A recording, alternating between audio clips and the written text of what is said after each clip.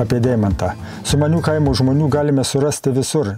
Ir netoli didmiesčių ir transporto magistralių pašonėje. Galime surasti ir toli visų užmirštame užkampyje Dzūkijos miškuose. Štai Deimantas Markevičius gyvena ir sėkmingai darbuojasi Dzūkijos širdyje, vidury miškų virš Rodukio kaime, netoli Merkinės.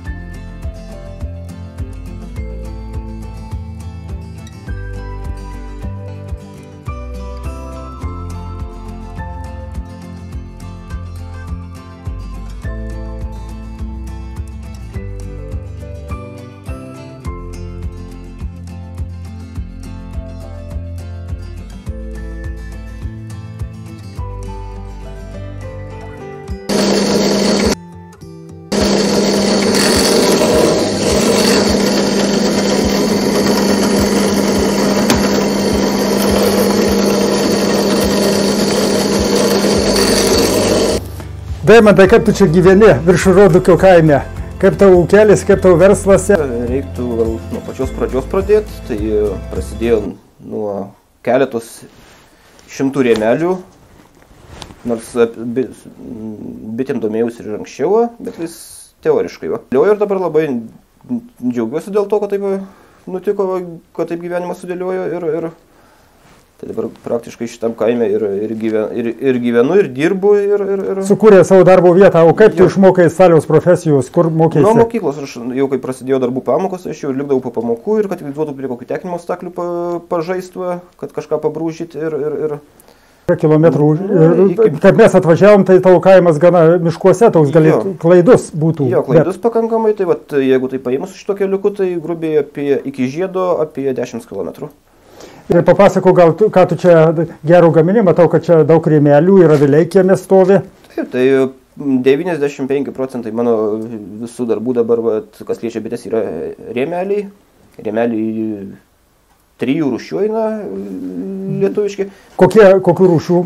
Tai eina dadanas paprastas, lizdinis rėmelis, bet lizdinis dabar darom 2 rūšių. Tai būna su trikampė apačia arba su lygiava ir rūto rėmelis. Rūto rėmelis, žodžiu, tas vakarų Europos paplitusios bitininkystės, taip sakant, taip, tai jisai po biškį Lietuvoje jau randa, jau, kaip pati pradžia mano buvo, tai tik vieną bitininką turėjau, kuris bitininkavo rūto, o dabar jau gal 7 yra bitininkai, kurie jau su rūto rėmelis dirba. Na ir kas tavo klientai? Pagrindė, tai kas nuo anksčiau yra likę, tai tik tais pažįstami, kurie laiko po 5-10 šeimų, o visi dabar irgi procentais paėmus 80-90%, kas laiko po 100-200-500 šeimų. Tai galima sakyti, jau tarnauja teki paslaugos profesionalams. Taip, nes jie ima didelius kiekius Ir matau, kad tavo rėmeliai tokie be šakų, kaip čia ta mediena, vis tiek tu labai ir saugai, ką gali apie savo žaliavą pasakyti. Taip, tai medį perku rastais, pjaunu, džiovinu, ir paprasčiausiai paskui vyksta tas pjovimas ir atrinkimas, nes rėmeliui reikia, kad būtų mediena visiškai be šakė, nes detalės plonos eina pakankamai, jeigu bus šaka, tai ir nuo tempimo metu vėlinant gali jisai lūžti, gali nuo medaus svorio lūžti, jau sukant būdavo tokių situacijų. Tai medį jau pakankamai kokybišką reikia parinkti. Tai stebint, kad tavo klientūra plečiasi, tai įvertina tavo pastangas, kad kokybiška yra. Jau kas metai, jau kokie 3-4 metai iš vis, tai kas metai vis stiprina eina. Į Vokietiją buvo keli užsakymai, bet šiaip dabar stengiuosi tik su Lietuva dirbti. Su Lietuva, bet ir Švedijos užsakymų buvo, taip sakant. Buvo ir Švedijos, bet aš su jais nelabai noriu, nes eina ten kitas standartas. Jeigu darau kažkas negerai, aš neturėsiu kur judėti. O lietuvišką rėmelį tai tik turėk. Dabar matau, kad tavo namas yra gerai sutvarkytas. Kaip tu čia pradėjai, kaip atsikėlė ir restauravai namą? Taip, tai atsikėliau, senas namas buvo. Apie tėvus gal papasakosi kaip? Tai atvažiavau aš pats pirmas čia šitus kraštus, tai paskui babulė kai pasimirė, tai su tais rėmeliais, kaip prasidėjo veikla, tai žiūriu, kad vienas nelabai spėsiu aš jau, nes kalt dar suspėčiau, bet tas vėlinimas ilgai užtrunka. Tai prisivilioju šiaip netaip ir tėvuką pradžiai, tai prieš kokius 4 metus atvažiavo jisai, tai jisai stipriai padedavo. rėmelius, vat, kai pradėjau daryti, tai vat, pats pirmas užsakymas buvo, kad prašė žmogus suvėlintų, tai vat, nuo to įpratau, kad man taip jau užsifiksavo, kad tas rėmelis turi būti suvėlintas. Tai vat, visus, ką darau, tai irgi procentais pavertus, tai nori bitinkai kai kurie va, ir patys pasivėlinti, jeigu mažesniais kiekiais, ypač mėgėjai, tai prašo be vėlučių. Bet stambus bitinai tai visą laiką jau akcentuoja, kad būtų jam suvėlintas, kad parsivežė žmonės, iš karto plokštelį įsilydė ir pas bitutės važiuoja. Bet klausyk, tai čia tu siūlai tinginių sapną bitininkams, bitininkai darbštus yra. Tai jie kitokio darbų turi, va, jau... Sakai, palengvini biskį, o dabar taip. Gal išeina, kad tavo, kaip čia suvėlinį, ar įdedi dar pastiprinimą tas vamsdelius, kad jie neįsitampytų? Taip, tai vat, kaip čia pasakius, tos aselės kalasi ties tom vietom, kur vėla remiasi, nes dėl įdomumo esu pamėginęs be selės visiškai, tai be tempento vėlutė perpino medį gražiai, kaip peilis. O kiek dabar vėla tavo yra, būna 3 mm, kiti sako 5 ir nuplyšta, neišlaiko, supranti, kokią tu naudoji? Aš nežinau, aš pirkau čia per skelbimus ir iš Kauno, pakankamai nepigita vėla. Kokio storio jį yra pastai? 0,45 stengiuosi naudoti arba 0,5. Tai nerūdėjančio plieno ar kokia? Taip, nerūdėjančio plieno ir kas svarbiausia, jinai yra netystanti. Netystanti. Taip. Tai labai aktualu bitininkams. Taip, labai aktualu, nes teko girdėti, kad kas iš manęs ėmė rėmelius anksčiau, tai rėmelis jau pats būna pajuodęs, šitas korys išpjaustytas po kelis kartus, o vėlutės kaip šviežiai vertos. Tai jos praktiškai neturi to laisvumo. Ar galime Deimantą Markevičių skambiai pavadinti ateities kaimo kūrėjų? Gal nereikia skambių žodžių, bet svarbu pasakyti, kad jis tiki kaimo ateitimi ir tai įrodo savo pavyzdžių. Būdamas patyrusiu Staliumi, jis nusprendė darbo vietą įkurti šalia žaliavų, kur mediena yra po ranka turtinguose Dzūkijos miškuose. Jo, pagrindinis bitynas yra Šiauliuose, tai laikau apie 100 šeimų. Turiu dar Vilniaus rajone. Pas jūs atnaujinama įranga kaip? Nu, yra pereinama, turėjau, kaip sakant, ir Dadano, tai pereinam prie to, norisi, kad tie rėmeliai būtų kokybiški, kad juos dezinfekavus, kad liktų tvarkingi ir vėlutė neatsilaisvintų ir panašiai, ir kad visi būtų vieno standarto, nes norisi, atakiavimo staklės įsigyti. Kad daugiau mechanizuoti viską, taip sakant. Taip, tai kad būtų jie visi vienodi, tai imam pas vieną gamintoją, pas Deimantą. Deimantą Markevičių. Tai čia iš toli, jisai Dzūkijoje yra, Šiauliai ir Dzūkija, tai atstumas, kaip jūs pažymate? Gerai kokybė atstumas netrukdo. Ir seniai naudojat jau tokius jau tos rėmelius pradėjau perėdinėti jau kokius 4-5 metai, turbūt atgal ir vis kiek trūksta keičiant, dasiperku, dasipildau ir patenkintas. Ir ką galit pasakyti apie Deimantų darbą ir kaip? Visada viskas sutartų laiku ir ta kokybė mane tenkina, ten ta visa kokybė, nesitampo vėlutės. Ir dezinfekavus rėmelį, vėlutės praktiškai nereikia pertempti, rėmeliai suklijuoti yra, su kaltu neišsikelia, neišsiskleidžia. Mane tenkina. Nesu aš visų išbandęs tų rėmelių, bet šituos dariau pats, bet mano kokybė netenkino, tai tikrai Deimantą man tinka.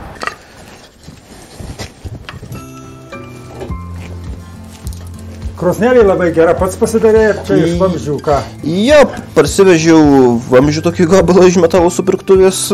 Realiai viskas iš metalo supirktuvės ir tokia suvirinimo aparatėlį turi nediduką. Tai bet tai suvirinti siūlę reikia daug energijos ir suvirino, kaip sakė? Suvirino ir vienfazė svarkutė ir neskubant po biškį pasidariau. O Deimantai, ką darai žiemos ilgais vakarais, čia juk 9 kilometrai miškuose ir gūdžiaus naktys ir dienos. ir tai to laisvo laiko nelabai yra, tai jeigu būna į savaitę pusdienis laisvas, aišku, žvejyba kokia, o šiaip tai visas laikas nuo rugsėjo mėnesio, kai prasideda man su rėmeliais. Dieną dirbtuvėse, vakarais tvarkai vėlinį aselės kalinėje, pakuoji. O kaip dabar rėmelių, tu pragręži skylės ir kažką tokio automatiško padaręs, ar viskas ten technika yra? Viskas rankiniu būtų paprasčiausiai, ąselės kalam paprasčiausiai ant tokio metalinio arkliuko ir storą vinimį ir plaktuku įstatai įvykalį. O kaip tavo ūkis, čia aišku dabar yra stalių dirbtuvės, kurios plečiasi ir matau naujos geros įrangos įsigijęs esi, bet o žemės ūkio dalykai ar gyvulių laikai, ar jūsų kaime laiko kas gyvulių? Ne, su gyvuliais kažkaip jau gal praėjo tas laikas šitą, su žemės ūkiu tai žmonės gal tik tais vasaros metu tam kartu tokius darželius tik pasidaro. Aš tik tais dar savo asmeniškai tai bitėm tik tais facelius pasėdavau papildomai. O šiaip... Nei bulvių nieko nesodina, į mokyklą, į parduotuvės važiuoja. Jo, viskas iš parduotuvės ir... Viskas iš parduotuvės ir... Tai ten ta bulvė ar morka ar kažką tai poros arų darželius kiekvienas turim. Tai jūs galima pavadinti jau ne kaimiečiais, o miestiečiais. Praktiškai... Civilizuoti europiečiai. Gal kažkas į tą pusę, tik tais gyvenama ir darbo vieta, tik tais tokioj vietoj. O koks upelis teka, čia gražiai vingiuoja šalia tavęs? Tai pagal kaimo pavadinimą, virš Rodukio upelis lygtais ir vadinasi. Kur įteka į Nemuną? Į Merkį. Į Merkį įteka, o paskui iš Merkį į Nemuną.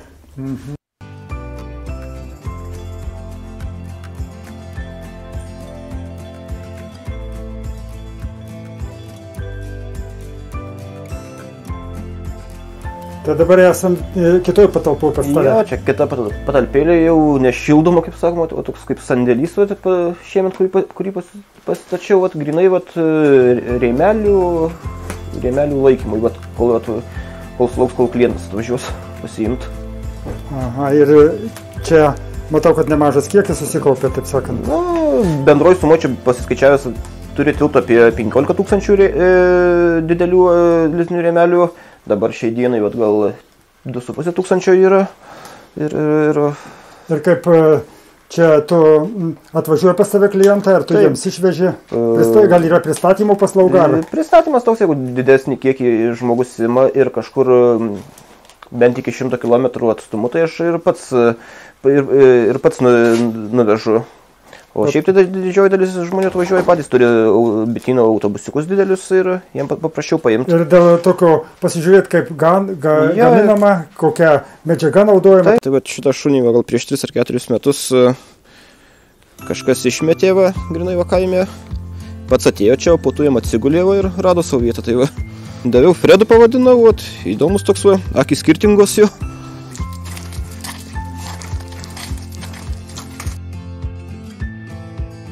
Dar vienas svarbus dalykas – rėmelius pateikia įvėlintus. Ir tai svarbu, ir tai brangina Deimanto klientai, kurių tarpe yra daug didžiųjų bitininkystės ūkių ir smulkių bitininkų.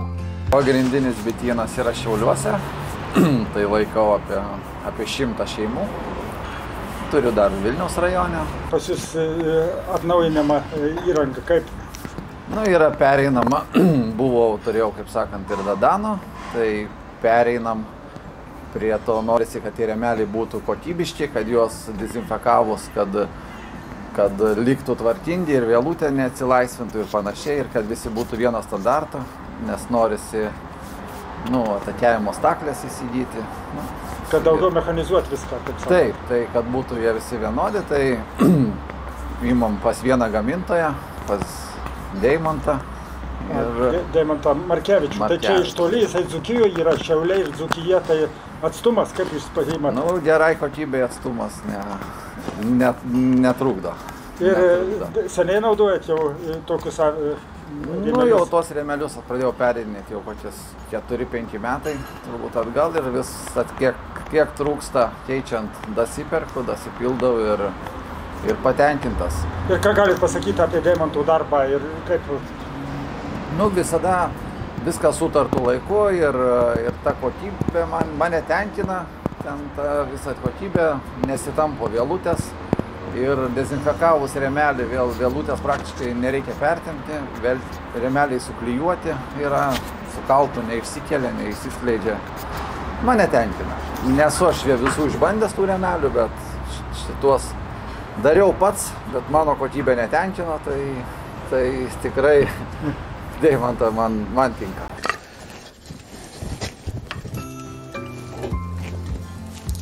Krosnelė labai gera, pats pasidarė, čia iš vamzdžių, ką? Jo, parsivežiau vamzdžių tokį gabalą iš metalo supirktuvės.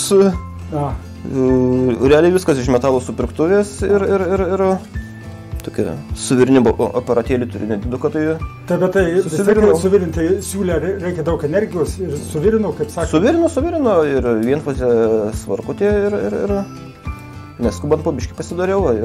O Deimantai, ką darai žiemos ilgais vakarais, čia juk 9 kilometrai miškuose ir gūdžiaus naktys ir dienos. Ir tai to laisvo laiko nelabai yra, tai jeigu būna į savaitę pusdinis laisvas, aišku, žvejyba kokia, o šiaip tai visas laikas nuo rugsėjo mėnesio, kai prasideda man su rėmeliais. Tai dieną dirbtuvėse, vakarais tvarkai vėlinį aselės kalinėje, pakuoji.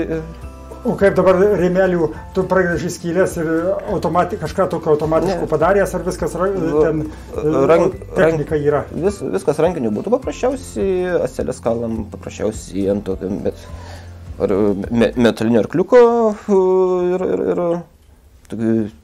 storą vinim ir plaktuku įstatai įvykalį. O kaip tavo ūkis, čia aišku dabar yra stalių dirbtuvės, kurios plečiasi ir matau naujos geros įrangos įsigijęs esi, bet o žemės ūkio dalykai ar gyvulių laikai, ar jūsų kaime laiko kas gyvulių? Ne, su gyvuliais kažkaip jau gal praėjo tas laikas šitą, su žemės ūkiu tai žmonės gal tik tais vasaros metu tam kartui tokius darželius tik pasidaro. Aš tik tais dar savo asmeniškai bitėtlikais facelius pasėdavau papildomai. O šiaip... Nei bulvių nieko nesodina, į mokyklą, į parduotuvės važiuoja? Jo, viskas iš parduotuvės ir... Viskas iš parduotuvės ir...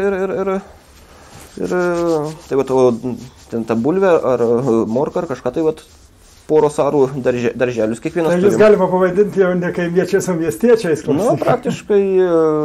Civilizuoti europiečiai. Gal kažkas į tą pusę, tik tais gyvenama ir darbo vieta, tik tais tokioj vietoj. O koks upelis teka, čia gražiai vingiuoja šalia tavęs? Tai pagal kaimo pavadinimą, virš Rodukio upelis lygtais ir vadinasi. Ir kur įtekais į Nemuną? Į Merkį. Į Merkį įteko, paskui iš Merkį į Nemuną.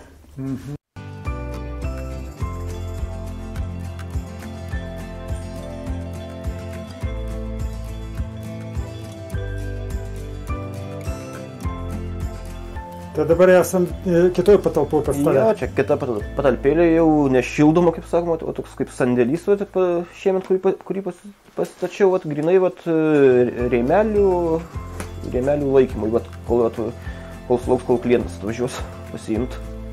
Aha, ir čia matau, kad nemažas kiekis susikaupė, taip sakant. Bendroj sumo čia pasiskaičiavęs turi tilpti apie 15 000 didelių lizdinių rėmelių. Dabar šiai dienai gal 2,5 tūkstančio yra. Ir kaip čia tu atvažiuoja pas tave klientą, ar tu jiems išveži? Gal yra pristatymo paslauga? Pristatymas toks, jeigu didesnį kiekį žmogus ima ir kažkur bent iki 100 km atstumu, tai aš ir pats nuvežu. O šiaip tai didžioji dalis žmonių atvažiuoja patys, turi bityno autobusiukus didelius ir jiems paprasčiau paimti. Ir dėl tokio pasižiūrėti, kaip gaminama, kokia medžiaga naudojama. Tai šitą šunį gal prieš 3 ar 4 metus kažkas išmetė grinai kaime, pats atėjo čia, o po to jam atsigulė ir rado savo vietą. Tai daviau Fredu pavadinau, įdomus toks akis skirtingos jo.